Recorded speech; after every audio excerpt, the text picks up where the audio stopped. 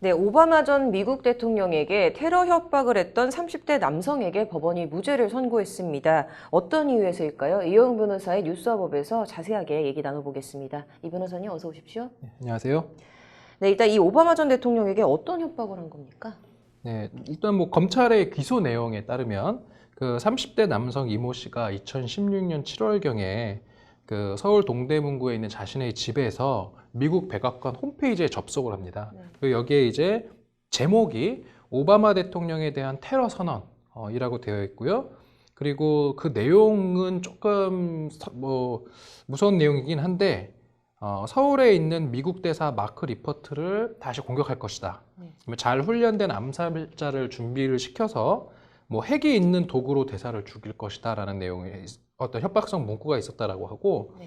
또 같은 달 오바마 전 대통령의 둘째 딸을 위협하는 내용의 또 글을 남기기도 했다라는 건데요. 이제 제목은 오바마 대통령과 영부인 미셸에게라는 것이었고요. 그 글의 내용은 뭐 나는 미국 역사에 유명한 한국 남자로 남기로 결심했다. 결국 나는 당신의 둘째 딸을 성폭행할 것이다.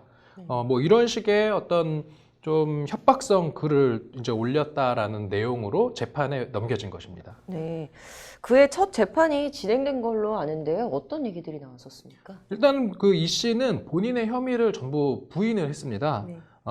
그리고 그에 대해서 이제 검찰은 이 씨가 백악관 홈페이지에 올린 글이 이제 우리나라의 혈맹이지 않습니까? 미국이. 네. 그리고 미국의 국가 원수를 이제 국가 원수의 둘째 딸을 아주 그 선정적인 표현을 섞어가면서 이제 성폭행할 것이라는 등의 어떤 그 비난 내용이 아주 끔찍하고 비열하다. 네. 그럼에도 불구하고 잘못을 뉘우치기는커녕 끊임없이 거짓을 늘어놓고 뭐 수사기관을 오히려 비난하고 있다라고 하면서 중형을 구형을 했습니다. 그래서 구형이 징역 4년 6월에 처해달라는 것이었는데 이에 대해서 이제 이 씨는 어쨌든 아까 말씀드렸던 것처럼 본인 혐의를 일단 부인을 했고요. 네. 그 다음에 보통 이제 이 사건에서 중요한 것은 결국 이 씨가 글을 올렸다라는 어떤 그런 로그 기록이랄지 하드디스크 이런 것들인데 이 씨는 지금 그 증거로 수집되어 있는 하드디스크가 이게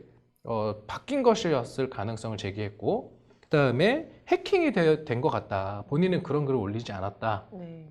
좀 계속 이렇게 하면서 무죄를 선고해달라라고 좀 주장을 했던 것으로 보입니다. 네. 그래서 1심 결과는 어떻게 나왔습니까? 1심에서는 그 이 씨의 어떤 이런 무죄 항변이 받아들여지지 않아서 네. 법정 구속, 징역 1년 6월에 실형을 선고하고 법정 구속이 되었고요. 네. 그해 이제 이 씨가 항소를 해서 항소심에서는 이제 보석 상태로 재판을 받았습니다. 네. 근데 2심에서 무죄가 나왔는데 이게 어떻게 결과가 뒤집힐 수가 있었죠?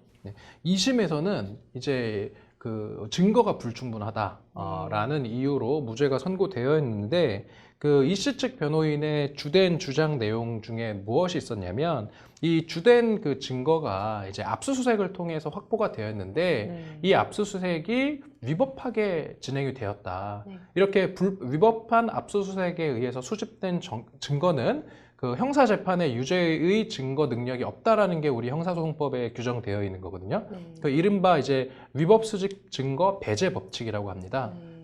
그래서 이제 그러한 내용을 그러니까 위수증이라고 이제 이야기하는데 이러한 위수증 논리를 펼쳤어요. 그래서 구체적으로 보면 이제 영장에 이제 보면은 영장을 판사가 발부할 때는 그 영장에 의해서 압수할 수 있는 네. 그러한 범위가 특정이 되는데 네. 그 변호인의 주장에 따르면은 이렇게 영장에 기재되어 있는 것과 무관한 어떠한 그러한 정보들까지도 그 수사기관에서 다 빼앗아 갔다. 네. 그 과정에서 개인의 개인 정보가 침해되고 사생활이 침해되었다.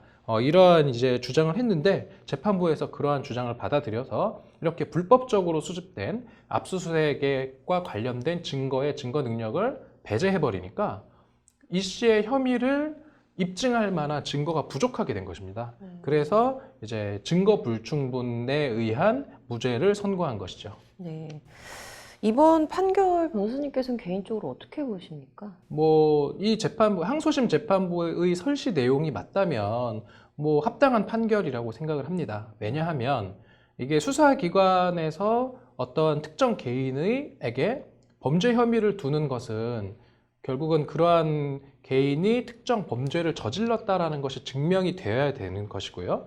결국은 이 형사재판의 어떤 주요한 그 이념은 실체적 진실 발견인데 실체적 진실을 발견하는 것이 그 실체적 진실의 의미는 뭐냐면 진짜 어떠한 일이 있었는가. 보통 흔히 우리가 사실과 실체적 진실을 구별하거든요. 사실이라고 하는 것은 이제 어떠한 특정 뭐 증거물이 존재한다. 그래서 이제 우리가 흔히 말하는 팩트인데 이러한 사실의 파편들을 다 모아서 그러한 것들, 그 사실들을 조합을 해서 나오는 그 결론, 이게 실체적 진실인데 실체적 진실을 그러면은 이제 구성한다라고 하거든요, 보통. 이렇게 구성을 하는 그러한 과정에 이 팩트들을 그러니까 사실관계를 인정하는 것은 결국은 증거에 의해야 되는데 그러한 증거가 불법적으로 수집이 되는 것을 만약에 재판부에서 약간 다소 나이브하게 허용해주기 시작하면 수사기관이 자신들이 어떤 특정 개인에 대해서 준 혐의를 입증하려고 노력을 하게 되거든요. 대부분의 이제 경찰이나 검찰들은 이제 그 피의자를 불러다 놓고 조사를 하면서 결국은 자신들의 어떤 프레임에 맞는 증거를 취사 선택을 할 수밖에 없습니다. 현실적으로는. 그러면 그러한 어떤 그 과정에서 뭔가 불법적으로 수집된 증거의 증거 능력은 아주 엄격하게 판단을 해서 그러한 증거에 어떤 불법성이 조금이라도 있다라고 하면 증거 능력을 배제하는 것이 바로 우리 헌법에 규정된 적법 절차 원칙이고 그러한 적법 절차가 지켜졌을 때 그러한 절차를 통해서 도출된 결론, 재판으로 치면 판결이죠. 그러한 판결이 보다 실체적 진실에 가까워질 수 있는 것이라는 점에서 이번 항소심 재판부의 어떤 그런 엄격한 판단은 존중받아야 된다고 생각합니다. 네. 그렇다면 대담하게 그런 글을 올린 진범이 좀 누군지 좀 궁금해지네요. 어쨌든 오늘 잘 들었습니다.